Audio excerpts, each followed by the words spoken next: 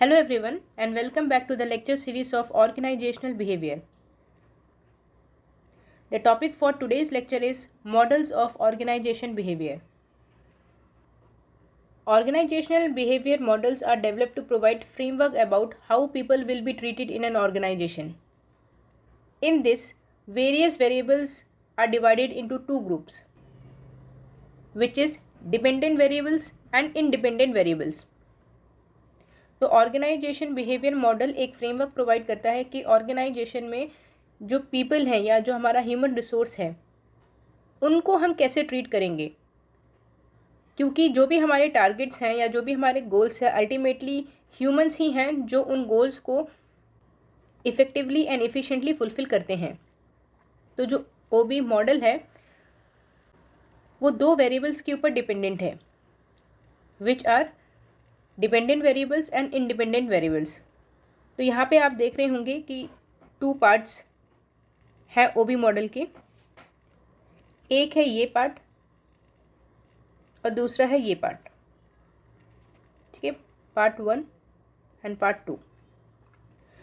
तो पार्ट 1 जो है वो आ जाएगा हमारा डिपेंडेंट वेरिएबल की कैटेगरी में और पार्ट 2 है वो आ जाएगा हमारा इंडिपेंडेंट वेरिएबल की कैटेगरी में। तो डिपेंडेंट वेरिएबल वो वेरिएबल्स होते हैं जिनमें अगर हमें कोई चेंजेस लेके आना है तो वो दूसरे वेरिएबल्स के ऊपर डिपेंडेंट होंगे। तो इसमें आ जाता है productivity, absenteeism, employee turnover, job satisfaction, deviant work place behaviour, organisational citizenship behaviour.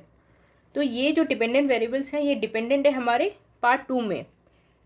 और पार्ट 2 में जो हमारे इंडिपेंडेंट वेरिएबल हैं वो कौन से हैं? ऑर्गेनाइजेशन नॉन ह्यूमन रिसोर्सेज, मतलब जितनी भी मशीनरीज हैं या जितनी भी नॉन ह्यूमन मटेरियल्स हैं वो सारी चीज़ें। नेक्स्ट है इसमें इंडिविजुअल लेवल वेरिएबल्स। यहाँ पे हम हर एक इंडिविजुअल एम्प्लॉय की बात कर रहे हैं और इंडिविजुअल लेवल पे कौन कौन से वेरिएबल्स आ जाएंगे? Psychological variable, personality, perception, learning, attitude and values, emotional intelligence, motivation, individual decision making. और सेकंड जो वेरिएबल है वो हो जाएगा हमारा ग्रुप लेवल वेरिएबल, जिसमें आ जाएगा हमारा interpersonal behaviour, group dynamics, work team, power and politics, leadership, communication, conflict management. इसी में जो थर्ड लेवल है वो हो जाएगा हमारा ऑर्गेनाइजेशन लेवल वेरिएबल। इसमें आ जाएंगे हमारा ऑर्गेनाइजेशन स्ट्रक्चर, जैसे टॉल स्ट्रक्चर और फ्लैट स्ट्रक्चर। नेक्स्ट है हमारा वर्क डिज़ाइन एंड थर्ड है हमारा ऑर्गेनाइजेशनल कल्चर। तो जो हमारा ऑर्गेनाइजेशन है उसमें ह्यूमन रिसोर्स और नॉन ह्यूमन रिसोर्स दोनों से ही हमारा ऑर्गेनाइजेशन चलता है या दोनों ही हमारे ऑर्गेनाइजेशन के लिए मोस्ट इम्पॉर्टेंट हैं।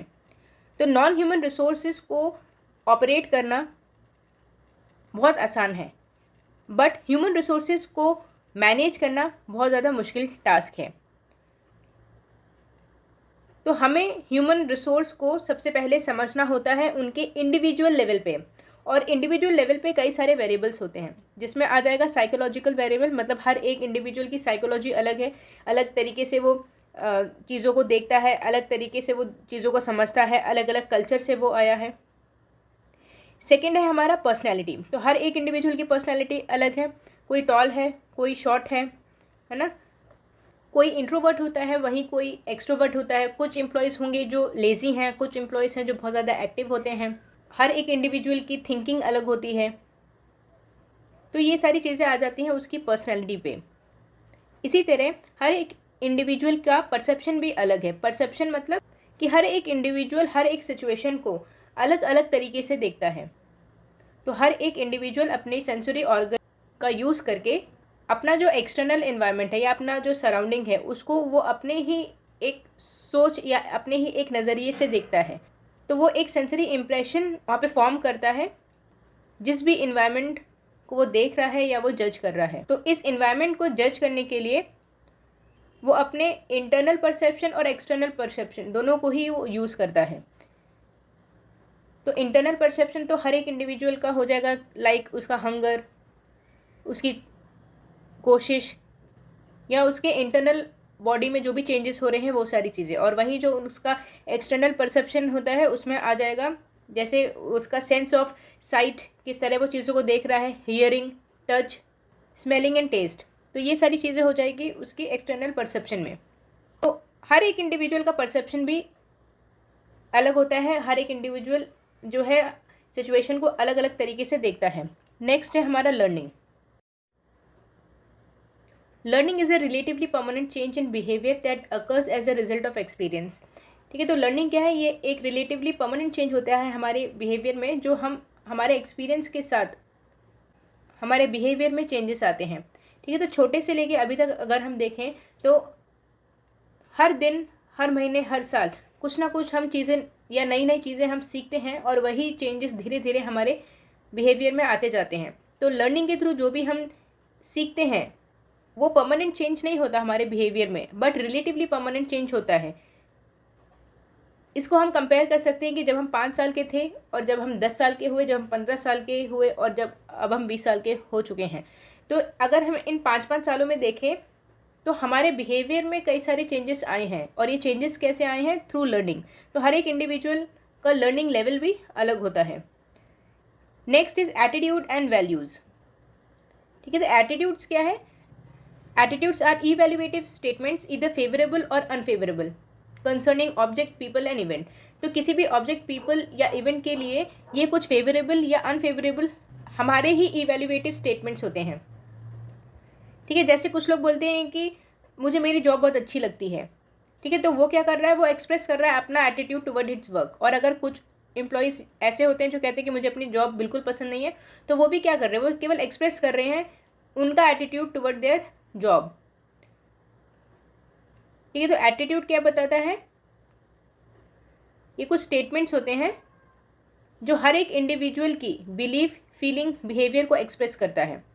जिस भी तरह वो परसेप्शन क्रिएट करता है किसी भी ऑब्जेक्ट, सिचुएशन या वर्क के लिए, वो केवल उन चीज़ों को एक्सप्रेस करता है अपने एटीट्यूड के थ्रू कि पर्टिकुलर उन ऑब्जेक्ट, सिचुएशन एंड वर्क के लिए उनकी खुद की बिलीफ, फीलिंग या बिहेवियर कैसा है। जैसे कुछ लोग होते हैं वो बहुत ही पंक्चुअल होते हैं, टाइमली अपना काम करते हैं, और जो भी रिस्पॉन्सिबिलिटी उनको दी जाती है उसके लिए वो अपनी रिस्पॉन्सिबिलिटी शो भी करते हैं और उन टास्क को फुल कंप्लीट भी करते हैं। तो ये क्या है, उनका एटीट्यूड टुवर्ड देयर जॉब। और ऐसे कुछ एम्प्लॉयज़ होते हैं जिनके ऊपर रिस्पॉन्सिबिलिटीज़ तो होती हैं बट उन रिस्पॉन्सिबिलिटीज़ को वो कभी फुलफिल नहीं करते। ठीक है, फॉर एग्जाम्पल 2 एम्प्लॉयज़ हैं, एक एम्प्लॉय है जो बहुत ही पंक्चुअल है, जो भी टास्क उसको दिए जाते हैं उसको 100% करता है और अपने काम में हमेशा पंक्चुअलिटी रखता है। और वहीं उसी ऑर्गेनाइजेशन में दूसरा एम्प्लॉय है जिसके ऊपर रिस्पॉन्सिबिलिटी तो दे दी गई है बट उस रिस्पॉन्सिबिलिटी को वो कभी भी टास्क समझ के काम नहीं करता। फॉर एग्जाम्पल पंक्चुअलिटी नहीं है किसी भी चीज़ में, या अपने वर्क को हमेशा डिले करता जाता है, या कमिटेड नहीं है अपने जॉब के टुवर्ड। तो ये क्या है, उसका एटीट्यूड अपने जॉब को लेके, उसकी बिलीफ, उसकी फीलिंग और उसका बिहेवियर। और ऐसे ही बनती है हमारी वैल्यूज़। तो वैल्यूज़ क्या है, they are the collective conception of what is considered good, desirable, proper और बैड। ठीक है, तो हमारी वैल्यूज़ बताती हैं या हमको डिफ्रेंशिएट करना बताती हैं कि क्या चीज़ डिज़ायरेबल है और क्या चीज़ अनडिज़ायरेबल है, क्या चीज़ प्रॉपर है, क्या चीज़ अनप्रॉपर है, कौन सी चीज़ें हैं वो सही हैं या गुड है, कौन सी चीज़ें हैं जो बैड हैं। इन सब के बीच में डिफ्रेंशिएट करना बताती हैं हमारी वैल्यूज़। और ये वैल्यूज़ हमारे अंदर कहाँ से आया है, ये वैल्यूज़ हमारे अंदर कल्चर से आता है। Next is emotional intelligence. Emotional intelligence are the ability to identify and regulate our own emotions, to recognize the emotions of other people and feel empathy toward them, and to use these abilities to communicate effectively and build healthy, productive relationship with others. ठीक है, तो emotional stability क्या है, ये हमारी खुद की ऐसी एबिलिटी होती है जिसके थ्रू हम अपने खुद के इमोशंस को हम रेगुलेट करते हैं और इसी के साथ हम पहचानते हैं दूसरे के इमोशंस को भी, हम दूसरे के फीलिंग्स को यहाँ पे पहचानते हैं। फॉर एग्जांपल दूसरे की जगह पे खुद को रख के देखना, मतलब एम्पैथी को डेवलप करना और दूसरे की फीलिंग्स को समझ के उनकी तरफ एम्पैथी रख के हम कुछ ऐसी एबिलिटीज़ अपने अंदर डेवलप करते हैं जिसके थ्रू हम उनके साथ इफ़ेक्टिवली कम्युनिकेट कर पाएँ और उनके साथ एक हेल्दी रिलेशनशिप बिल्डअप कर पाएँ। और इस तरह हम ऑर्गेनाइजेशन में एक प्रोडक्टिव रिलेशनशिप को बिल्डअप करते हैं दूसरों के साथ। ताकि उनकी फीलिंग, उनके इमोशंस को समझ के हम उनसे काम करवा पाएँ। इसको हम बोलते हैं emotional intelligence. Next is motivation. तो हर एक इंडिविजुअल का मोटिवेशन अलग होता है और इसकी हमने कई सारी थ्योरीज पिछले सेमेस्टर में भी पढ़ी हैं। For example Maslow's need hierarchy theory, Herzberg 2 factor theory, McGregor theory, Alderfer ERG theory. तो इन थ्योरीज के बारे में हमने पहले भी पढ़ा है और हर एक इंडिविजुअल का मोटिवेशन अलग होता है। कुछ लोग होते हैं जो पैसों से मोटिवेट होते हैं, कुछ लोग होते हैं जो पोजीशन से मोटिवेट होते हैं और कुछ इंडिविजुअल्स ऐसे भी होते हैं जिनको एप्रिसिएशन की ज़्यादा नीड होती है। तो हमें जज करना पड़ता है ऑर्गेनाइजेशन में कि इंडिविजुअल लेवल पे एम्प्लॉयज़ कैसे मोटिवेट हो रहे हैं, फाइनेंशियली या non financially. Next is individual decision making. Decision making is the process to arrive at a decision, the process by which individual or organization select one position or action from several alternative। ठीक है, तो decision making क्या है? Decision making एक ऐसा process होता है जिसके थ्रू हम एक पर्टिकुलर डिसीजन तक अराइव होते हैं। तो ये एक ऐसा प्रोसेस है जिसमें या तो कोई भी इंडिविजुअल या कोई भी ऑर्गेनाइजेशन कई सारे अल्टरनेटिव्स में से बेस्ट अल्टरनेटिव या बेस्ट एक्शन को सेलेक्ट करता है और उसको इम्प्लीमेंट करता है। नेक्स्ट है हमारा ग्रुप लेवल्स। तो ग्रुप लेवल वेरिएबल्स में आ जाते हैं जैसे इंटरपर्सनल बिहेवियर। इंटरपर्सनल बिहेवियर मतलब हमारा बिहेवियर किसी दूसरे के साथ कैसा है। Second is group dynamics. Group dynamics में आ जाता है कि ऑर्गेनाइजेशन में ग्रुप्स कैसे फॉर्म हो रहे हैं। तो ग्रुप डेवलपमेंट के टोटल 5 स्टेजेस होते हैं जिसमें आ जाता है forming stage, storming stage, norming stage, performing stage and एडजर्निंग stage. तो ये 5 स्टेजेस होते हैं। जैसे फॉर्मिंग स्टेज में पहले ग्रुप फॉर्म होता है, हर एक इंडिविजुअल एक दूसरे के साथ इंटरेक्ट करते हैं। सेकेंड स्टेज स्टॉर्मिंग स्टेज होता है जिसमें इंडिविजुअल्स के बीच में लड़ाई झगड़े भी होते हैं, कॉन्फ्लिक्ट्स भी होते हैं और अल्टीमेटली यहाँ पे हर एक इंडिविजुअल एक दूसरे को समझने की कोशिश करता है। थर्ड स्टेज होता है नॉर्मिंग स्टेज। नॉर्मिंग स्टेज में धीरे धीरे ग्रुप स्टेबलाइज होता है, वहाँ पे लीडर्स फॉर्म्स होते हैं, टीम बनती है, ग्रुप बनती है और वो अपने टास्क को वहाँ पे समझते हैं। फोर्थ स्टेज होता है परफॉर्मिंग स्टेज। इस स्टेज में हर एक इंडिविजुअल परफॉर्म करता है अपने अपने टास्क को। एंड फिफ्थ स्टेज होता है अर्जर्निंग स्टेज। अर्जर्निंग स्टेज में हर एक इंडिविजुअल अपने अपने टास्क को कंप्लीट करके दोबारा अपने अपने वर्क प्लेस में वापस चला जाता है। तो ऑर्गेनाइजेशन में ग्रुप फॉर्मिंग के ये स्टेजेस होते हैं जिसको हम बोलते हैं group dynamics. Next is work team. Work team क्या है? ऐसी टीम जिसमें अलग अलग स्किल के इंडिविजुअल्स एक साथ मिलके पर्टिकुलर टास्क के ऊपर काम कर रहे हैं। Next is power and politics. तो ग्रुप्स में पावर एंड पॉलिटिक्स का बहुत ज़्यादा यूज़ होता है। तो पावर बताती है हमारी अथॉरिटी और पॉलिटिक्स क्या है? जिसमें हम हायर पावर इंडिविजुअल का यूज़ करते हैं अपने मतलब को निकालने के लिए। नेक्स्ट है इसमें लीडरशिप। तो लीडरशिप क्या है? ये एकदम अलग है मैनेजर से। तो every leader can be manager but every manager can not be leader. ये आपने पहले भी पढ़ा होगा कोटेशन। ठीक है, तो लीडरशिप क्वालिटी हर किसी में नहीं होती।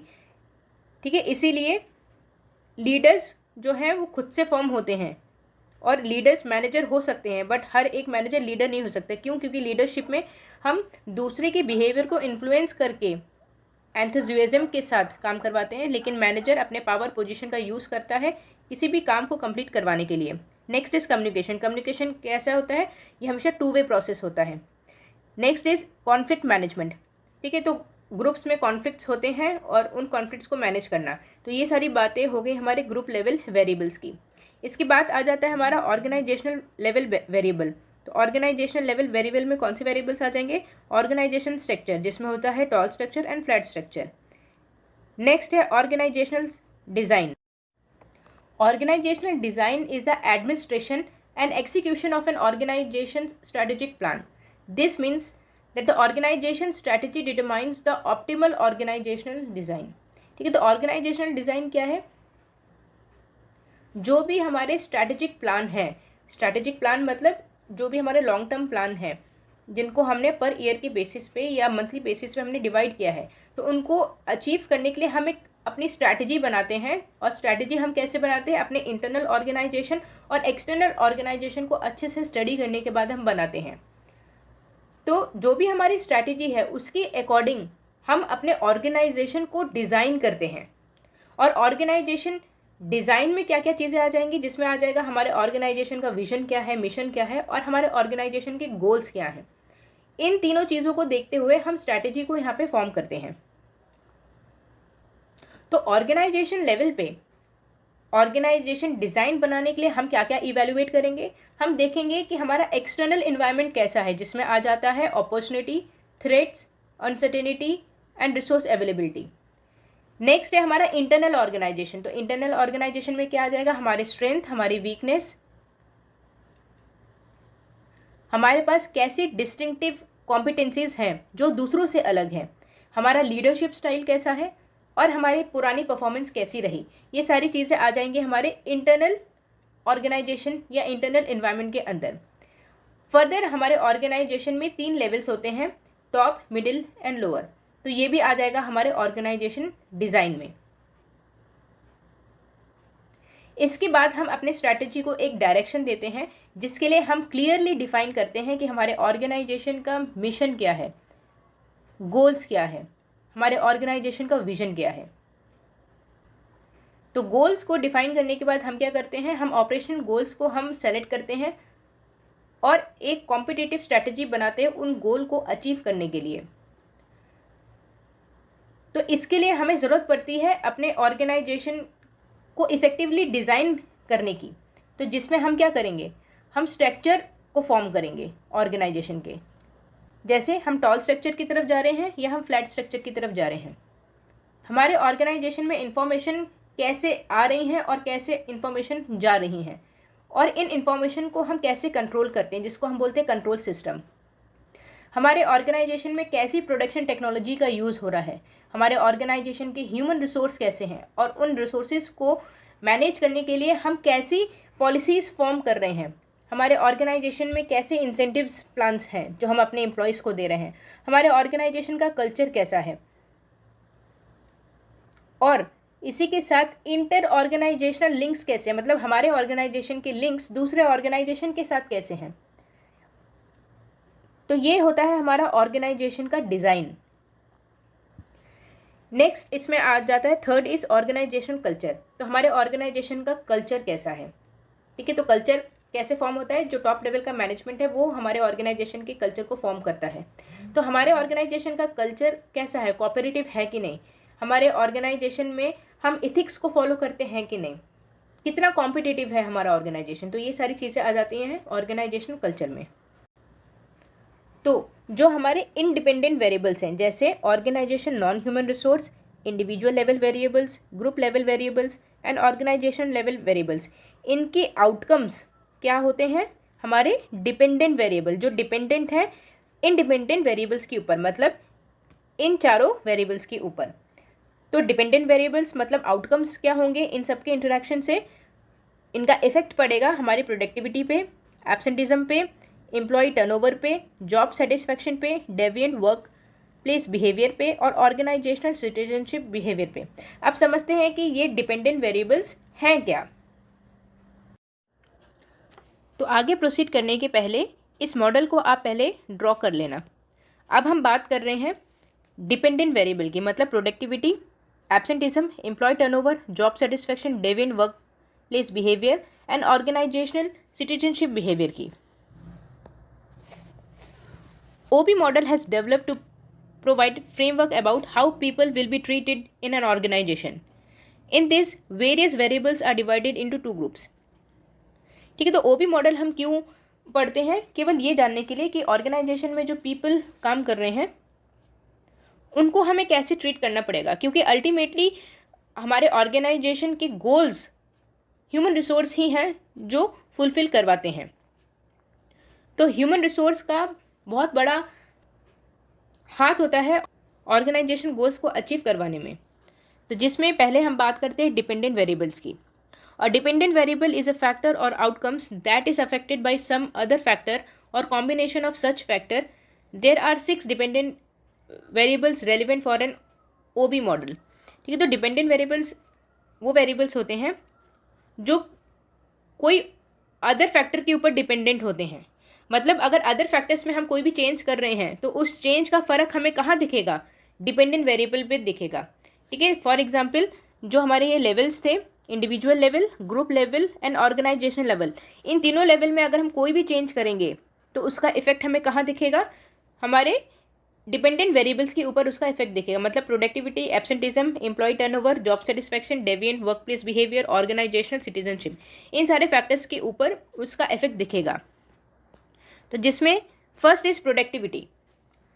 Productivity is concerned with converting input into output at the most economical cost, thereby to achieve organizational goal. Thus, productivity is the combination of efficiency and effectiveness. ठीक है, तो प्रोडक्टिविटी क्या है? ये कॉम्बिनेशन है इफिशियंसी और इफेक्टिवनेस का। क्योंकि प्रोडक्टिविटी में हम इनपुट्स को आउटपुट्स में हम कन्वर्ट करते हैं, और इन इनपुट्स को आउटपुट्स में कन्वर्ट करने के लिए हम ध्यान में रखते हैं इकोनॉमिकल कॉस्ट। इकोनॉमिकल कॉस्ट मतलब मिनिमम कॉस्ट में हमें मैक्सिमम बेनिफिट को यहाँ पे अचीव करना है। मतलब मिनिमम कॉस्ट में हमें अपने ऑर्गेनाइजेशन के गोल को हमें अचीव करना है ताकि हम मैक्सिमम बेनिफिट वहाँ से ले पाएँ। तो इसमें दो फैक्टर्स आ जाते हैं, इफिशिएंसी एंड इफेक्टिवनेस। इफिशिएंसी क्या है? Cost upon benefit rate in converting input into output. मतलब कि मिनिमम कॉस्ट हो और मैक्सिमम बेनिफिट हो। Second is effectiveness. Effectiveness refers to the degree of achievement of organisational goal. ठीक है, इफेक्टिवनेस क्या है कि किस डिग्री से हम अपने ऑर्गेनाइजेशन गोल को हम अचीव कर रहे हैं। यहाँ पे हायर डिग्री होना चाहिए, मतलब कि लो कॉस्ट में मैक्सिमम बेनिफिट लें इफिशिएंसी के थ्रू, और इफेक्टिवनेस में कि किस डिग्री में हमने अपने गोल को अचीव किया। हमने 100% गोल को अचीव किया है या 90% हमने अचीव किया, अभी 10% बचा हुआ है। ये हमें बताता है effectiveness. The next dependent variable is absenteeism. Absenteeism is the failure of an employee to report for the work when he is scheduled to work. ठीक है, absenteeism मतलब कि अगर कोई भी एम्प्लॉय नाकामयाब होता है अपने वर्क प्लेस पे उस समय रहने में जिस समय उसको वहाँ होना चाहिए था, उसको हम बोलते हैं एब्सेंटिज्म। ठीक है, तो जिस टाइम पे एक एम्प्लॉय को अपने वर्क प्लेस में होना चाहिए था, जो उसका शेड्यूल टाइम था, उस टाइम पे या उस पीरियड पे वो वहाँ पे अवेलेबल नहीं है, इसका मतलब वो एम्प्लॉय अपने वर्क प्लेस से एब्सेंट है।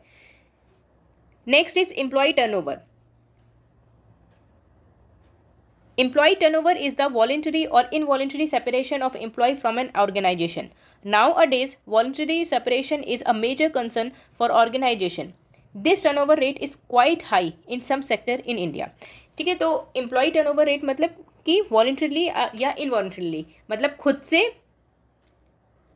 या किसी और कारण की वजह से एक एम्प्लॉय ऑर्गेनाइजेशन से अलग हो जाता है। तो आज के टाइम पे अगर देखें तो वॉलंटरी सेपरेशन मतलब एक एम्प्लॉय खुद से ही ऑर्गेनाइजेशन को छोड़ के चला जाता है, जिसको हम बोलते हैं टर्नओवर। ठीक है, तो टर्नओवर रेट अगर देखा जाए तो आज के टाइम बहुत ज़्यादा बढ़ चुका है, क्योंकि अब नॉलेज इकोनॉमी का ज़माना है, और नॉलेज इकोनॉमी में तुरंत एक एम्प्लॉय को रिजल्ट चाहिए होता है, या वो बहुत ही फास्ट मूविंग एम्प्लॉय बन जाता है जिसमें वो एक ऑर्गेनाइजेशन में केवल कुछ ना कुछ सीखने के लिए जाता है, और अगर उसको सीखने के लिए नहीं मिलता या वहाँ पे उसका डेवलपमेंट अच्छे से नहीं हो रहा होता है तो उस एम्प्लॉय को उस ऑर्गेनाइजेशन को वो छोड़ के किसी और ऑर्गेनाइजेशन में मूव ऑन कर जाता है। तो इसको हम बोलते हैं एम्प्लॉय टर्नओवर। तो एम्प्लॉय टर्नओवर रेट आज के टाइम पे कई सेक्टर में बहुत ज़्यादा बढ़ चुका है, जिसमें आ जाता है हमारा IT सेक्टर। तो IT सेक्टर में अगर देखा जाए तो टर्नओवर रेट बहुत ज़्यादा होता है। Next is job satisfaction. Job satisfaction is the mental feeling of favorableness that an individual employee has about the job. When the employee has high favorableness about his job, he is highly satisfied. ठीक है, जो job satisfaction कैसे आता है? अगर एक individual की जो मेंटल फीलिंग है वो अपने जॉब की टूवर्ड फेवरेबल है। फॉर एग्जाम्पल, एक एम्प्लॉय बोलता है कि मुझे अपने जॉब को परफॉर्म करना बहुत अच्छा लगता है, इसका मतलब कि वो एम्प्लॉय अपने जॉब से सेटिस्फाई है। और वहीं अगर उसकी फीलिंग अनफेवरेबलनेस है, ठीक है, या फिर वो फेवरेबल फीलिंग नहीं दिखाता अपने जॉब की टूवर्ड, इसका मतलब कहीं ना कहीं वो एम्प्लॉय अपने जॉब से डिससेटिस्फाई है। Next is deviant work place behaviour. It is a voluntary behaviour that violates significant organisational norms and in doing so threatens the well-being of an organization or its members. For example, gossip, taking more time for lunch breaks, etc. ठीक है, deviant workplace behaviour मतलब कि कई बार क्या होता है organisation में voluntarily behaviour के थ्रू, मतलब खुद से जानबूझ के हम ऑर्गेनाइजेशन के कुछ नॉर्म्स को ब्रेक करते जाते हैं और इन नॉर्म्स को ब्रेक करने की वजह से हम ऑर्गेनाइजेशन के फंक्शनिंग को पूरी तरह डिस्टर्ब कर देते हैं और इवन इन बिहेवियर की वजह से कई सारे मेंबर्स भी ऑर्गेनाइजेशन में थ्रेटेंड होते हैं।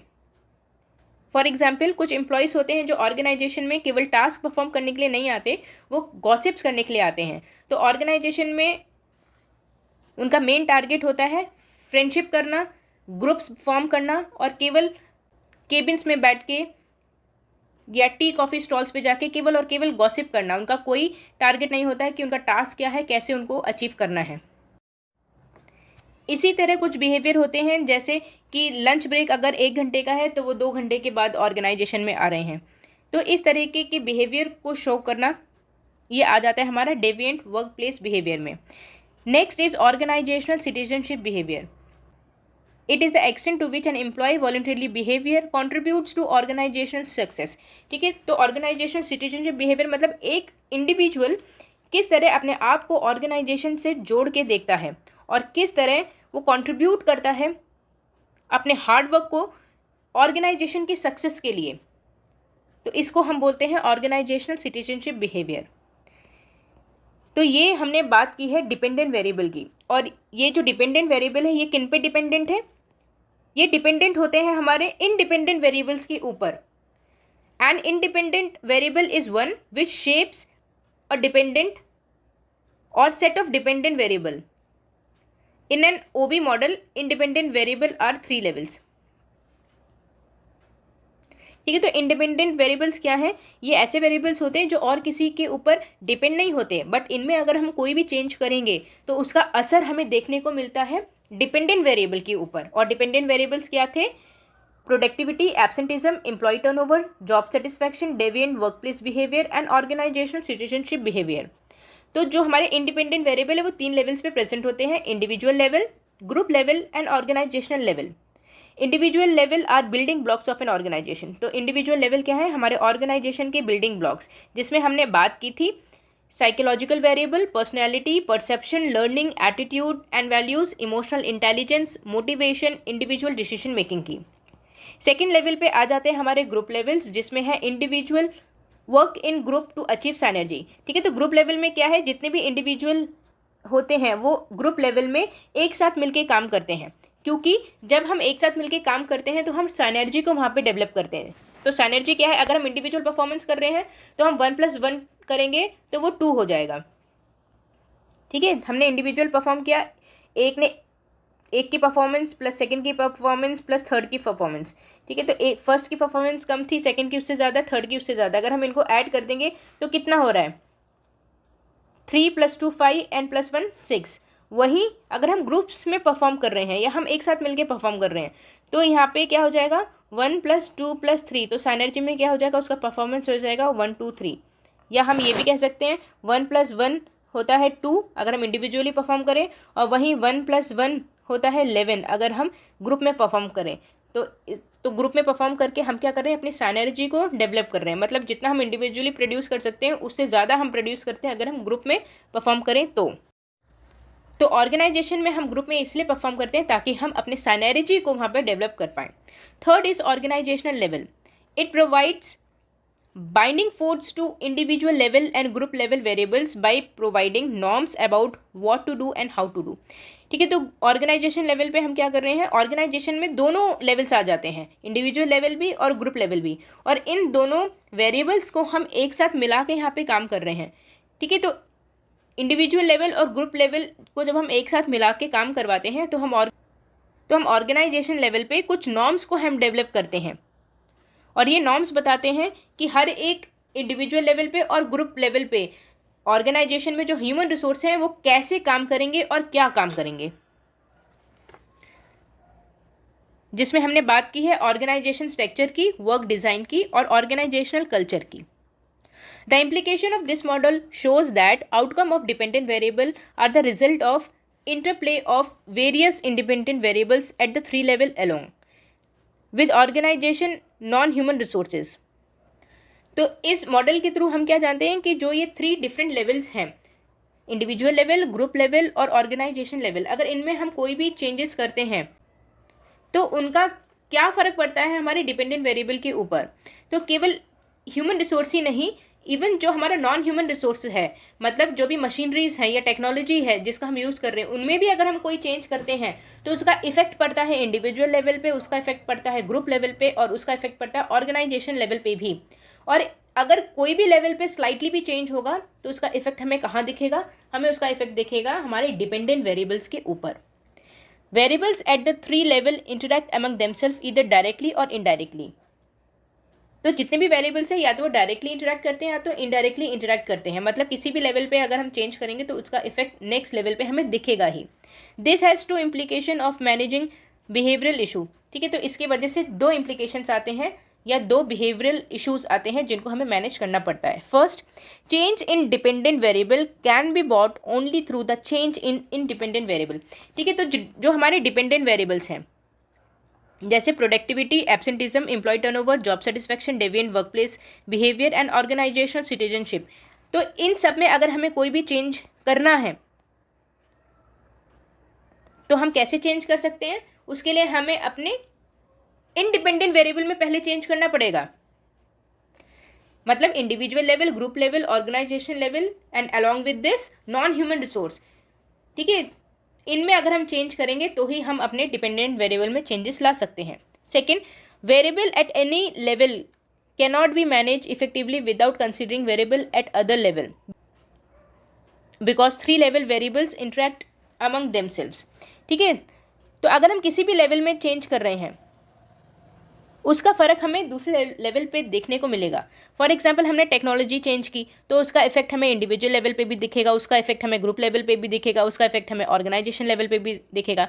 अगर हमने ऑर्गेनाइजेशन स्ट्रक्चर में चेंज किया तो उसका इफेक्ट हमें ग्रुप लेवल पे भी दिखेगा, इंडिविजुअल लेवल पे भी दिखेगा, है ना। और अगर हमने ग्रुप लेवल पे अगर हमने चेंज किया, जैसे हमने कुछ न्यू ग्रुप्स बना दिए, कुछ न्यू टीम्स बना दी, कुछ नई अथॉरिटी एंड पावर हमने क्रिएट कर दिए, या लीडरशिप में हमने कुछ चेंजेस कर दिए, तो उसका इफेक्ट कहाँ दिखेगा? इंडिविजुअल लेवल पे भी दिखेगा, ग्रुप लेवल पे भी दिखेगा, ऑर्गेनाइजेशनल लेवल पे भी दिखेगा, और अल्टीमेटली इन सब का इफेक्ट कहाँ दिख रहा है? हमारे डिपेंडेंट वेरिएबल्स में भी दिख रहा है। तो इसका मतलब क्या निकल के आया कि तीनों ही लेवल्स, मतलब जो हमारे इंडिपेंडेंट वेरिएबल्स हैं वो डायरेक्टली या इनडायरेक्टली एक दूसरे के साथ इंटरैक्ट करते हैं। अगर हम किसी भी लेवल पे कोई भी चेंज करेंगे तो उसका इफेक्ट हमें दूसरे लेवल पे ज़रूर देखने को मिलेगा, और अल्टीमेटली इसका इफेक्ट हमें कहाँ देखने को मिलेगा? हमें डिपेंडेंट वेरिएबल में भी इसका इफेक्ट देखने को मिलेगा। मतलब ये जितने भी लेवल्स हैं ऑर्गेनाइजेशन में, या जितने भी डिपेंडेंट और इंडिपेंडेंट वेरिएबल है, ये सब एक दूसरे के साथ जुड़े हुए हैं। किसी में भी हम स्लाइटली भी चेंज करेंगे तो उसका इफेक्ट हमें दूसरे लेवल में ज़रूर देखने को मिलेगा। तो इसके बेसिस पे ऑर्गेनाइजेशन बिहेवियर के 5 मॉडल्स डेवलप हुए हैं।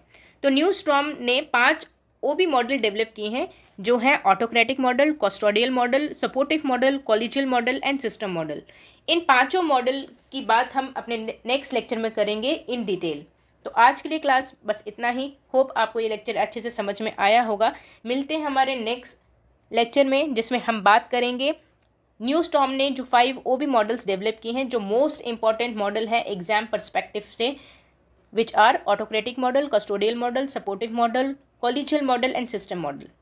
Thank you class and have a nice day.